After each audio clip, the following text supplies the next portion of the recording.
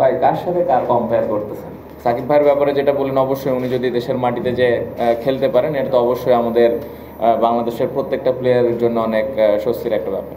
আমি যতটুকু বুঝতে পারি রিয়াদ ভাইয়ের এই সিরিজটা খুবই ইম্পর্টেন্ট এবং এখনো পর্যন্ত ওইরকম নিরাপত্তা নিয়ে কোনো কমপ্লেন নাই আমাদের। আমরা ভালো আছি, হোটেলের মধ্যে যতটুকু টাইম কাটাচ্ছি খুবই ভালো, মাঠে আসি সেফলি আসতে পারছি এবং আমি আশা করছি খেলাটাও খুব সুন্দরভাবে হবে। সাকিব ভাইয়ের ব্যাপারে যেটা বললেন, অবশ্যই উনি যদি দেশের মাটিতে যে খেলতে পারেন, এটা তো অবশ্যই আমাদের বাংলাদেশের প্রত্যেকটা প্লেয়ারের জন্য অনেক স্বস্তির একটা ব্যাপার। আমার পারফরমেন্স নিয়ে খুব বেশি একটা কনসার্ন আমি করছি না অনেস্টলি, কারণ আমি বিশ্বাস করি যে আমি খুব তাড়াতাড়ি কাম ব্যাক করতে পারবো। টি-20তে শেষের দিকে দুইটা ভালো ইনিংস ছিল লাস্ট ওয়ার্ল্ড কাপে, যদি আপনি খেয়াল করে দেখেন। চেষ্টা করব যে এই সিরিজে কন্ট্রিবিউট করার। আর নতুন দল এই সিরিজ থেকে আপনি দেখতে পারবেন যে আমাদের প্লেয়ারদের মধ্যে ডিফারেন্ট অ্যাপ্রোচে খেলতেছে সবাই, এবং সবাই জেতার জন্যই খেলবে। এবং আমার কাছে মনে হয় যে এখানে যে প্লেয়ারগুলো আছে, সাথে হয়তো আর 4-5টা প্লেয়ার হয়তো বাইরে আছে যারা অ্যাড হবেন, এরাই হয়তো সামনে 26 ওয়ার্ল্ড কাপে খেলবেন। সো আমার মনে হয় এই সিরিজ থেকেই আমাদের ওই প্রপার প্রিপারেশনটা শুরু হবে। আমি একটু আগে যেটা বললাম যে এই যে আমাদের সিরিজটা শুরু হচ্ছে, অবশ্যই এটা 2026-এর একটা চিন্তা তো অবশ্যই মাথায় রেখেই আমরা সিরিজটা খেলা শুরু করবো। আমি যেটা বললাম যে হয়তো এখানে যে 15টা প্লেয়ার আছে তার পাশাপাশি হয়তো 5-6টা প্লেয়ার আমাদের হয়তো বাইরে আছে। সো এই 20-22টা প্লেয়ার নিয়ে হয়তো সামনে একটা প্রপার প্রিপারেশন হবে এবং এই প্লেয়ারগুলোই হয় সামনের দিকে খেলবেন। সো এখন থেকে ওই স্টার্টটা। আর রিয়াদ ভাইয়ের ব্যাপারটা অবশ্যই আমি যতটুকু বুঝতে পারি রিয়াদ ভাইয়ের এই সিরিজটা খুবই ইম্পর্টেন্ট এবং হয়তো উনি সিলেক্টরের সাথে কথাও বলবেন। সো এ বিষয়ে আমি খুব একটা ক্লিয়ার না, বাট আমার মনে হয় যে অবশ্যই সিলেক্টর এবং বোর্ডের সাথে একটা কমিউনিকেট তো হবে। না, আমার তো মনে হয় যারা দেশে ছিল টি-20 প্লেয়াররা, তারা তো খুব ভালো মতো প্রিপারেশান নিয়েছে এবং আমাদের স্ট্রেংথ অনুযায়ী যদি আমরা খেলতে পারি, অবশ্যই এখানে আমরা ভালো ক্রিকেটই খেলবো। এবং সাকিব ভাই আপনি যেটা বললেন, নাই অবশ্যই এটা আমাদের জন্য একটা নতুন ব্যাপার, স্পেশালি এই ফরম্যাটে। তো এখানে মিরাজ আছে, আশা করব যে মিরাজ এই জায়গায় ভালো একটা আমাদেরকে স্টার্ট দিবেন এবং আমি আশা করছি যে এই টিম ভালো রেজাল্টই করবে এখানে।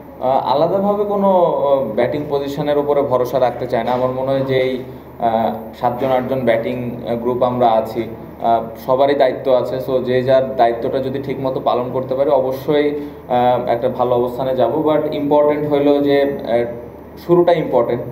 কালকের ম্যাচটা যদি আমরা ভালো শুরু করতে পারি, পরশুদিনের ম্যাচটা, তাহলে একটা ভালো ফ্লো পেলে আমার মনে হয় যে সামনের ম্যাচগুলো আরও ইজি হবে। সো প্রত্যেকটা ব্যাটসম্যানেরই আমার মনে হয় সমান রেসপন্সিবিলিটিস আছে। এখন পর্যন্ত এই ব্যাপারে আমরা কোনো ডিসকাশনে যাইনি, বাট হয়তো আমি জানি না সামনের দিকে এরকম হবে কিনা। বাট এই ডিসকাশনে এখন যেতেও চাই না, কারণ সিরিজ শুরু হচ্ছে। আমার কাছে মনে হয় আমাদের যথেষ্ট সময়ও আছে। আর সাকিব ভাই অবশ্যই আপনি যেটা বললেন যে না থাকলে তো এতদিন ছিল, এখন একটা অ্যাডজাস্টমেন্টে প্রবলেম বলবো না, একটু তো 11 জন সাজাইতে একটু অসুবিধা হবে, কারণ উনি একটা দুই দিক থেকে একটা ভালো কম্বিনেশন দিতেন বোলিং এবং ব্যাটিংয়ে। সো আমরা মিরাজকে দলে নিয়ে এসেছি এবং আমি আশা করব যে মিরাজ ওই জায়গাটা চেষ্টা করবে খুব তাড়াতাড়ি অ্যাডাপ্ট করার জন্য। অবশ্যই আমি যেটা একটু আগে বললাম যে টপ অর্ডারদের ইম্পর্টেন্ট, শুরুটা আমাদের ভালো করাটা খুবই গুরুত্বপূর্ণ এবং ইম্পর্টেন্ট হলো যে উইকেটটাতে কত রান আসলে প্রয়োজন আমরা যদি আগে ব্যাটিং করি। সো ওই অনুযায়ী ব্যাটিং করাটা ইম্পর্টেন্ট। কোনো দিন হইতে পারে 140, কোনো দিন হইতে পারে 180। সো ওই অনুযায়ী ওই অ্যাপ্রোচেই ব্যাটসম্যানরা ব্যাটিং করবে বলে এটা আমি আশা করছি। ভাই কার সাথে কার কম্পেয়ার করতেছেন? মানে জিনিসটা হলো যে রিয়াদ ভাই এত বছর ধরে বাংলাদেশ টিমকে সার্ভিস দিচ্ছেন, ভালো করেছেন, অনেক ম্যাচ জিতিয়েছেন। হ্যাঁ, অনেক ম্যাচ হয়তো শেষ করে আসতে পারেননি, বাট বাংলাদেশের অনেক ম্যাচ জেতার পেছনে কিন্তু ওনার অনেক অবদান আছে। শামীম ইয়াং এবং খুবই ভালো করছেন, খুবই ভালো ব্যাটিং করছেন। বাট আমি এই জায়গায় কম্পেয়ারে এখনই যেতে চাই না।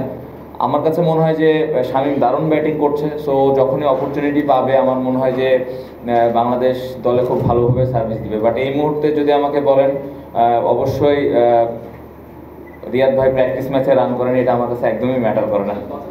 না, মেহেদী আমরা সবাই জানি যে মেহেদীর ওর একটা আলাদা স্ট্রেংথ আছে। ওর বোলিংটা অবশ্যই স্পেশালি পাওয়ার প্লেতে নতুন বলে দারুণ বোলিং করে থাকেন। এটা একটা ভালো চিন্তা আমাদের জন্য যে এখন আমাদের আসলে কম্বিনেশনটা কীরকম হবে। বাট মিরাজ এবং শেখ মেহেদী দুজনেরই অপশন আছে। ইম্পর্টেন্ট হইলো যে আমাদের দলে কি ধরনের কম্বিনেশন আমরা যেতে চাই, একটা ব্যাটসম্যান আমরা সাথে নিয়ে যেতে চাই কিনা, একটা এক্সট্রা বোলার নিয়ে যেতে চাই। সো আমার মনে হয় যে এই দুইটা প্লেয়ার আমাদের খুব ভালো একটা ফ্লেক্সিবল দিবে 11 জন সাজাতে, এবং আমি আশা করব যে দুইজনের ভিতরে যেই খেলবে টিমে খুব ভালোভাবে কন্ট্রিবিউট করতে পারবে। কি একসাথে খেলার কোনো সম্ভাবনা থাকতে পারে? ইউ নেভার নো, এটা আসলে depending on the situation and the opponent.